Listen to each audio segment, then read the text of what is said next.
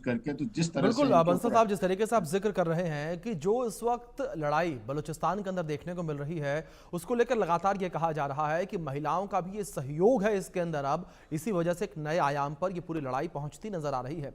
अहमद मस्ती खान जी, मैं आपका रुख करूंगा और बात करेंगे ऑपरेशन बाम को लेकर, जिसकी वजह से जो पाकिस्तानी सेना है वो काफी ज्यादा डरी सहमी नजर आ रही है और बलूचिस्तान छोड़ती हुई नजर आ रही है। अमर जी, सबसे पहले ऑपरेशन बाम के बारे में कुछ जानकारी हमें दीजिए, और दूसरी ओर क्या आप ये मानते हैं कि ऑपरेशन बाम जो बलूचिस्तान में चलाया जा रहा है बीएलए के द्वारा, बलूचिस्तान के लोगों के द्वारा, ये सफल होता नजर आ रहा है? क्योंकि लगातार खबरें निकलकर सामने आ रही हैं कि बड़ी संख्या में पाकिस्तानी आर्मी जो है वो बलूचिस्तान छोड़कर लाहौर भाग रही है। यह देखें, बीएलएफ के तरफ से ऑपरेशन बाम और बीएलए के तरफ से ऑपरेशन हीरॉफ, इससे पाकिस्तान की जो जीएचक्यू और अपारा हेडक्वार्टर जी। है उसमें ये इनको जो है कोई नींद नहीं है अब इनके लिए वहां पे कि ये आराम से कुछ सोचें कि भाई इनके लिए वहां पर कुछ नहीं है। इन आप जैसे आपने बताया इनकी फौजी जो है ये भाग रहे हैं हमारे जी। मुल्क से। आप देख लें कि भाई आप किसी के मुल्क में बगैर उनके मर्जी के गनों के साथ कितने दिन तक आप उनके ऊपर आके ये हुक्मरानी कर सकते हैं? ये मुमकिन नहीं है। मैं आपसे अभिषेक जी एक अर्ज करूंगा, आज से 17 साल पहले दो एफबीआई के एजेंट मेरे पास आए और मुझसे पूछना चाह रहे थे कि आप जो हैं ये बलूच मिलिटेंट्स के साथ आपके क्या ताल्लुकात हैं, क्या हैं। मैंने उनसे एक सवाल किया, मैंने कहा भाई देखें, आप मेरी बात सुने। जी। आपके घर में अगर कोई बाहर से बंदूक लेके आ जाता है तो आप क्या करेंगे? आप क्या उनसे नहीं लड़ेंगे?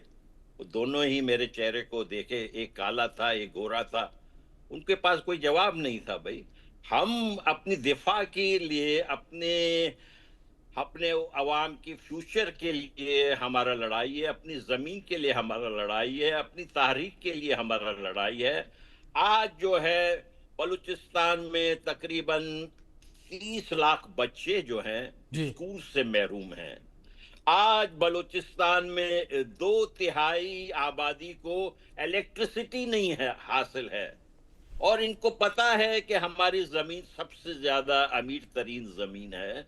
हमसे इन्होंने सिर्फ छीना और लूटा है, बिल्कुल। और हमारे हमें सिर्फ जाने, हमारे शहीदों के बिल्कुल, जाने मतलब हमें अहमद जी, दी ये हैं। साफ तौर पर माना जाए, जिस तरीके से आपने जिक्र किया कि केवल छीना है, लूटा है, जोर जबरदस्ती की है, और यही वजह है कि अब जो बलूचिस्तान के लोग हैं वो इतने ज्यादा परेशान हो गए हैं कि उन्होंने अपने हाथों में हथियार उठा लिए हैं और अब आर पार की लड़ाई के लिए वो सड़कों पर उतर आए हैं, घर से बाहर निकल आए हैं। बंसल साहब, मैं आपका रुख करूंगा। अगर ऑपरेशन बाम को लेकर बात की जाए, जिस तरीके से ऑपरेशन बाम का मतलब वो है नया सवेरा, अमर जी मैं ठीक हूं बिल्कुल? यह बिल्कुल, जी। बिल्कुल जी, हाँ, बंसल साहब, जिस सही कह तरीके रहे से हैं आप। नए सवेरे का जिक्र यहां पर किया जा रहा है ऑपरेशन बाम के माध्यम से, क्या आपको लगता है कि आने वाले दिनों में बलूचिस्तान के लोग नया सवेरा देखेंगे? क्या बलूचिस्तान की आजादी की लड़ाई अब बेहद नजदीक ऑपरेशन बाम के तहत नजर आती है?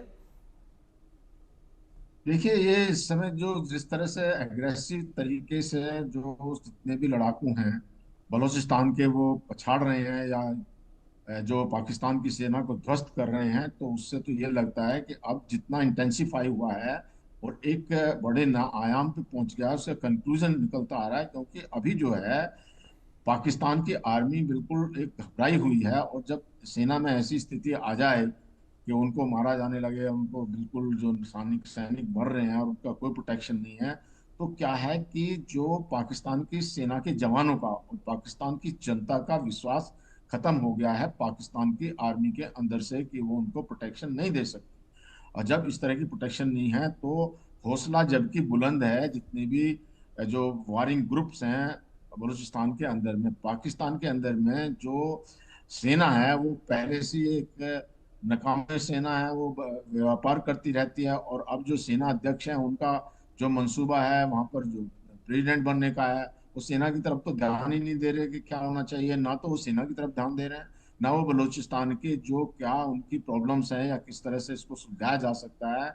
ग्राउंड हकीकत को जब तक वो नहीं समझेंगे और बलूचिस के लोगों की परेशानी को ना समझ करके, जो उनकी इकोनॉमिक, जो उनकी पॉलिटिकल, जो उनकी स्थिति है, उसको ध्यान में ना रखा जाएगा, और जो उनको टॉर्चर किया जा रहा है, जो पॉलिटिकल लोग हैं जैसे महरंग बलूच हैं, इनको नहीं रिलीज किया गया था, तब तक ये प्रॉब्लम सोल्व होने वाली नहीं है। और पाकिस्तान का जो है बहुत बुरा हाल होएगा, और पाकिस्तान के टुकड़े तो हो ही जाएंगे, लेकिन इनके जो सैनिक वो हैं वो बिल्कुल एकदम एक्सपोज हो गए हैं कि सेना कितनी निकम्मी है, इसका मनोबल पड़ता है। और मनोबल जो है बहुत घटा हुआ है। जब मनोबल जो आर्मी इनकी, पाकिस्तान जो अपने आप को सोचता है कि भाई हाँ वो बहुत बड़ी एक आर्मी है या उनके पास में सफल है, और कई बार इधर उधर की बातें जो करते हैं, न्यूक्लियर की धमकी देते हैं, तो वो सब बेकार है सब।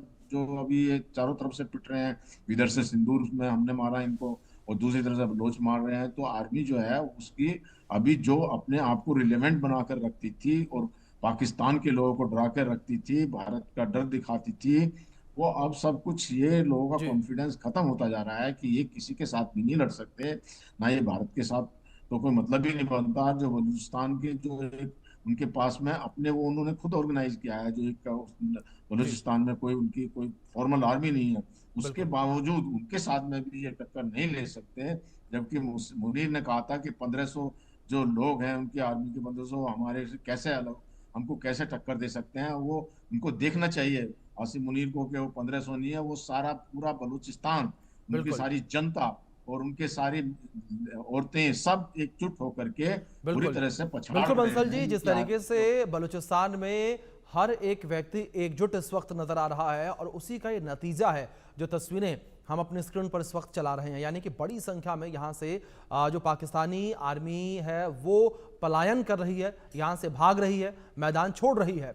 अहमद जी, अगर बात यहाँ पर बीएलए और बीएलएफ को लेकर की जाए तो दोनों लगातार जो है संयुक्त रूप से ऑपरेशन चला रहे हैं और अपने अपने स्तर पर बलूचिस्तान की आज़ादी में वो भाग ले रहे हैं। लेकिन दूसरी ओर अहमद जी, जिस तरीके से टीटीपी ने भी ये कहा जा रहा है कि अब बीएलए और बीएलएफ के साथ हाथ मिला लिया है, क्या आपको लगता है कि आप लोगों के हाथ अब और मजबूत हो रहे हैं?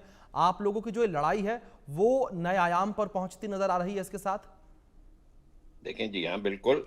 आप देखें कि पश्तूनों के इलाकों में जो ये टीटीपी है, जो पाकिस्तान फौज ने पश्तूनों के साथ ज्यादती कर रहे हैं, उसका रिएक्शन है। आप देख लें कि ये अंग्रेज़ों ने इनके इलाके में सबसे पहले 1929 में अंग्रेज़ खुद ने इनके खिलाफ जहाज इस्तेमाल किए थे।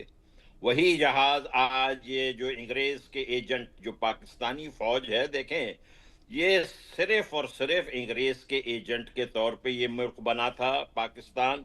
ये अंग्रेज के एजेंट आज तक हैं।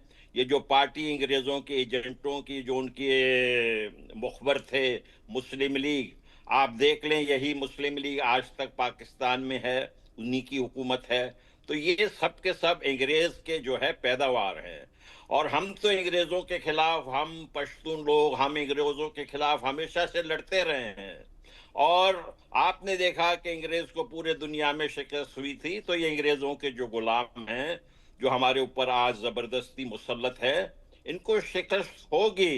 देखिए, ये कितना मजाकिया मुल्क है पाकिस्तान, कि इनका कौमी तिरंगा जो है फारसी में है, इनका जो है ड्रामे जो है वो तुर्की में है, इनके जो है मजहब ये कहते हैं कि हमारा सिर्फ अरबी मजहब है, यानी इनका सिर्फ और सिर्फ एक, हालांकि ये कौन सा बकवास मुल्क बना के गया है अंग्रेज। भाई, हम तो हर रोज ही हमारी यही ख्वाहिश है। मेरा अपने बलोच नौजवान से अपील है कि जैसे 18 साल हो, आप मेहरबानी करके डॉक्टर अल्लाह नजर के रास्ते पे जाएं। आपके लिए इसके अलावा और कुछ नहीं बचा है कि आप इनके साथ मुकाबला करें, इनको शिकस्त दें, इनको अपनी सरजमीन से बाहर निकालें। आज हमने ये फैसला किया हुआ है, ये पूरे बलूच कौम का फैसला है। ये दूसरों के ऊपर खामखा में इल्जाम लगाते हैं कि भाई इंडिया का है, अफगानिस्तान का है। हम अपने भारत के अवाम का, हम इंतहाई दिल से उनकी रिस्पेक्ट करते हैं, हम अफगानों का रिस्पेक्ट करते हैं। ये पंजाबी जिहादी जो हैं, इन्होंने पूरे खित्ते में मसला खड़ा किया हुआ है। अब वक्त आ चुका है कि इनको शिकस्त फाश हो। जी बंसल साहब, दूसरी ओर